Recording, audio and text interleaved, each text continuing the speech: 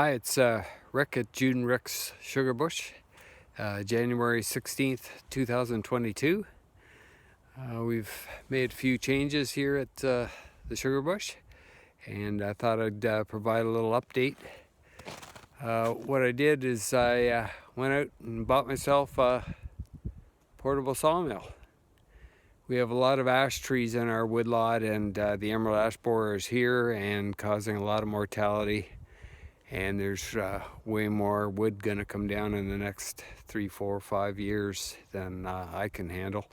So I thought if I got ahead of it and ripped it into planks and beams, at least it could be used in some future project here on the Sugarbush. So what I did is I bought one of those portable garages.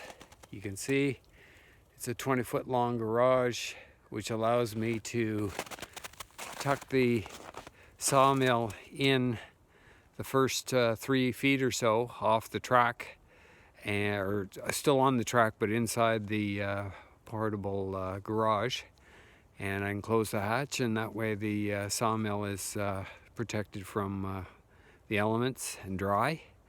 And the remaining 16 or 17 feet of the garage I'm going to use to stack and sticker any product I make, beams, planks, lumber, that kind of thing. So I bought this sawmill from a company called Range Road in Alberta. So Canadian designed and Canadian sold sawmill. And I got the first log on here. It's not that great a log, but it'll serve as the base for all the material I'm going to sticker. So I'm not concerned about its strength or anything. So I'm all set here. I think I might actually get to cutting my first log today. I think everything's in order. Do a final check on the machine and make sure the blade's tensioned up properly. And we'll give it a shot. So here's Rick Rem signing off at J&R Sugarbush with his brand new Range Road 22-inch portable sawmill.